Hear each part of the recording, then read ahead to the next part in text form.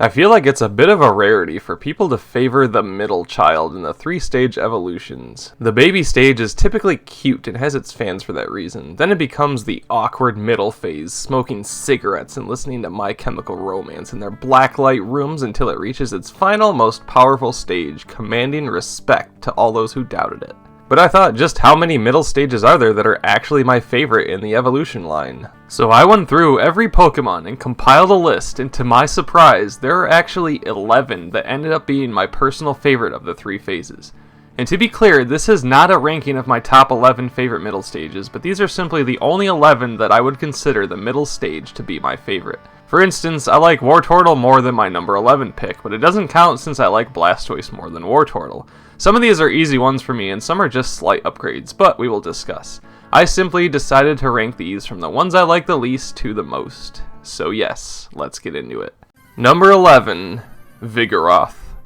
Vigaroth feels a bit out of place among the 3. Slakoth is the sloth Pokemon with weirdly bendy arms, who evolves into Vigaroth, the high-energy, wide-eyed Pokemon who looks more like a baboon, and then it finally evolves into Slaking, a Pokemon that is so slow that it can't even attack 2 turns in a row. I don't really understand this line, but I really don't care for Slakoth or Slaking all that much. Vigaroth has more personality to it and is a pretty decent design.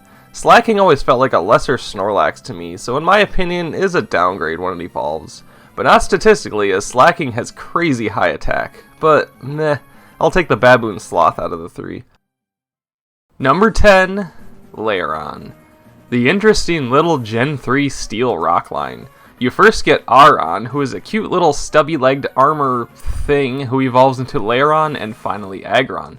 Here's the thing, I get that Leiron and Aggron are approaching the territory of looking maybe a little too similar to Rhyhorn and Rhydon, so you would think Aron would stand out more. I think if they gave a baby evolution to Rhyhorn, it would look very similar to Aron. But in the Rhyhorn line, Rhyhorn is definitely my favorite over Rhydon, and especially Rhyperior. So naturally, I'm going to prefer the Rhyhorn looking one here. Leiron is a really cool design in my opinion, as I like the Stegosaurus plates that it gets with its intimidating looking face shield.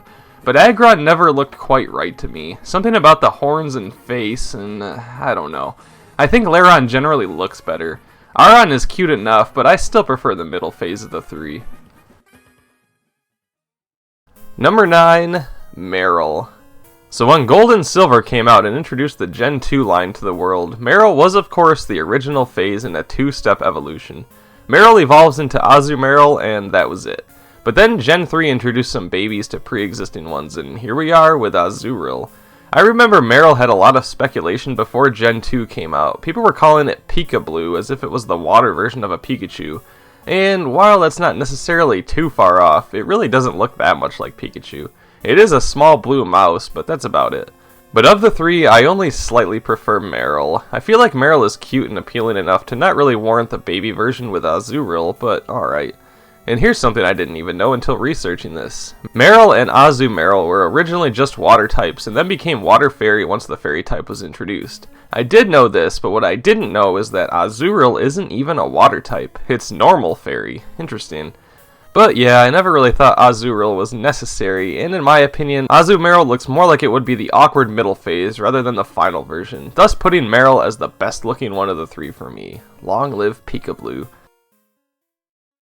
Number 8, Sidra. Like with Merrel, this is another that got another evolution in its line to make it a 3-stage one. Horsey and Sidra were the 2 OGs, and they were fine. I was never a big fan of Horsey, and I hate the card on TCG.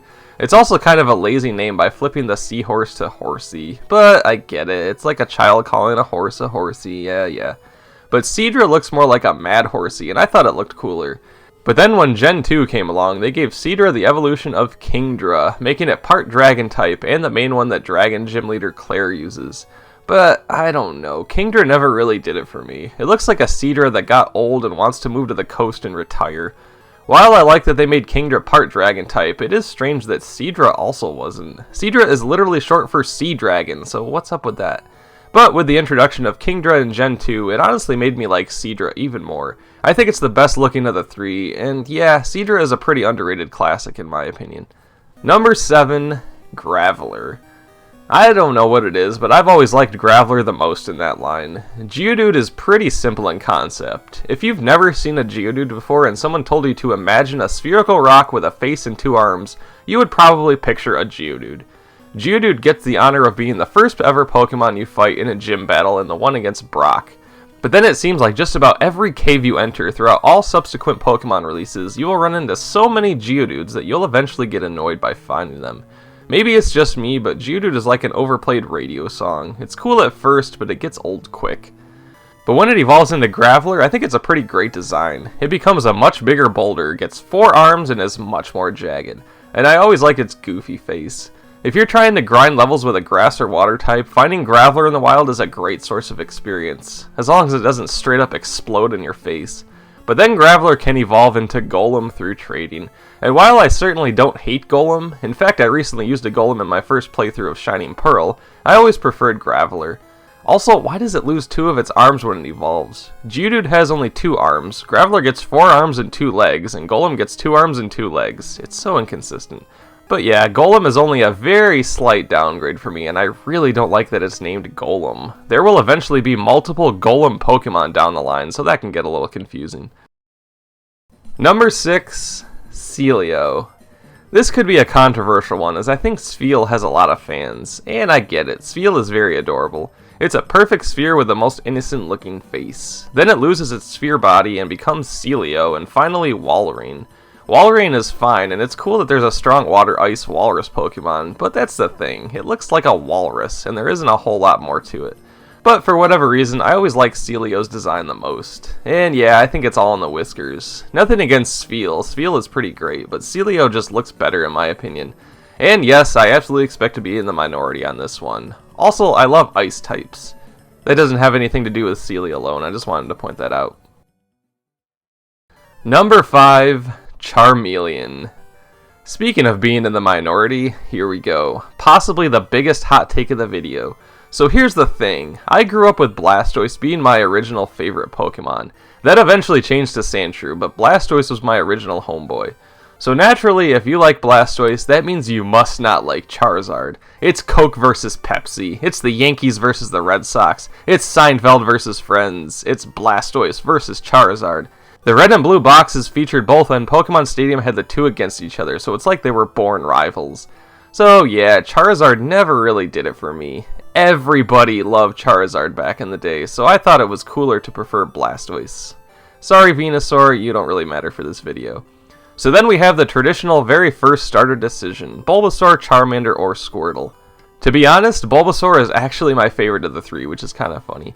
I do like Charmander and Squirtle, but Charmander was always my least favorite of the 3. It had a really sad backstory in the anime with its trainer basically leaving it in the rain to die, but then Ash takes it in.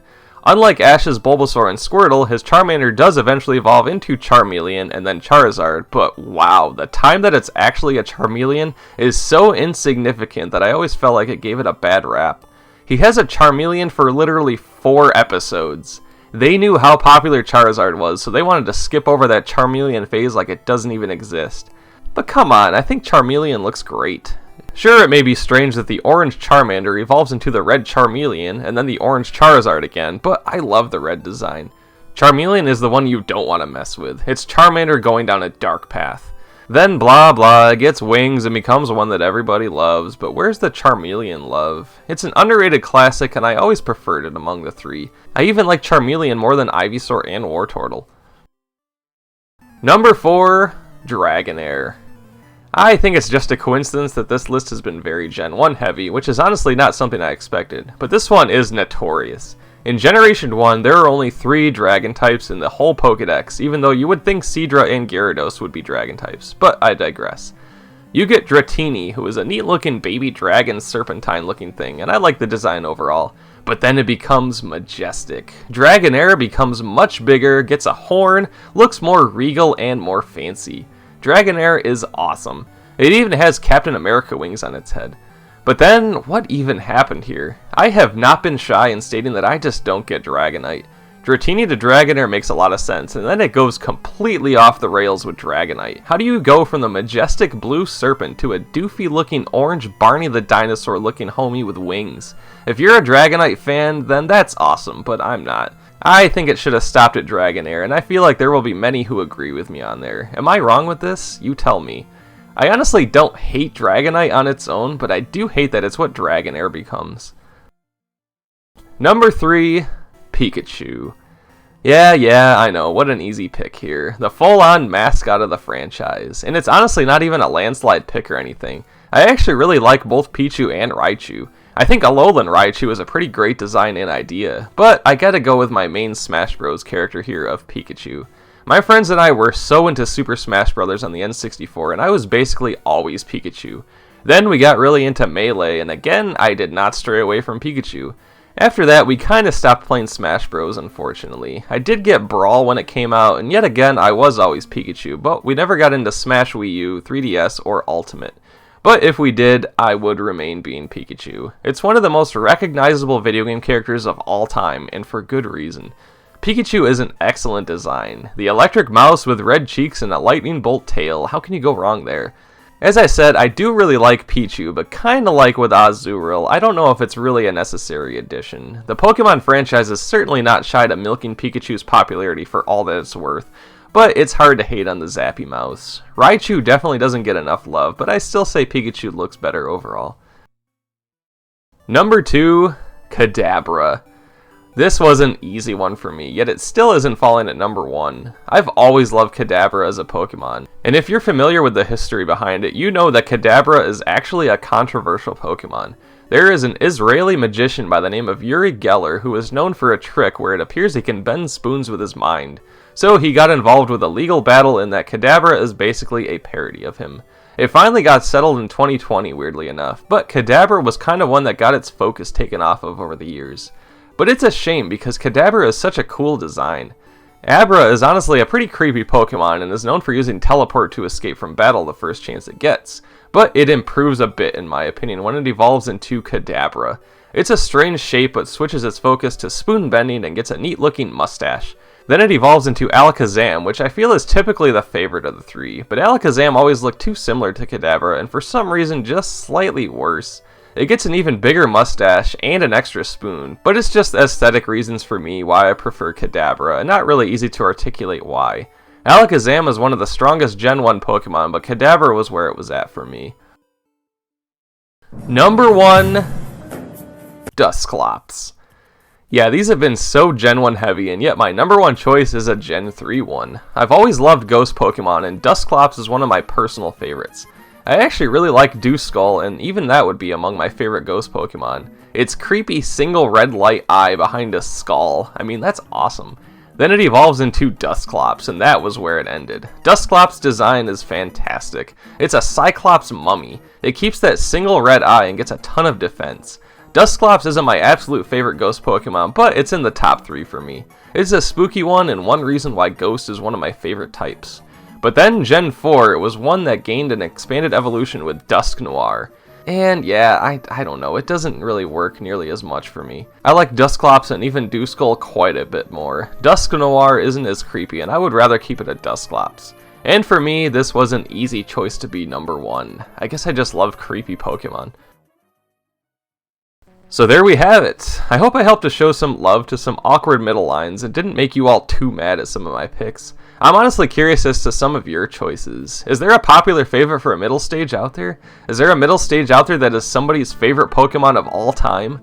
I would really like to know. I mean, I only found 11 out of all of the options out there, so I would love to know. So let's discuss, and do check out my Patreon if you feel the need to go above and beyond supporting my channel. If not, a like and subscribe really helps me out a ton. It's much appreciated. Stay tuned for more Paraspectre videos as well as TCG challenges. And would you like me to do more small videos like this? It was kind of a fun little side video for something different. I know there are plenty on YouTube already, so if it gets lost in the shuffle, I wouldn't be too surprised either. We'll see how it does. Thanks for watching, and Paraspectre will return.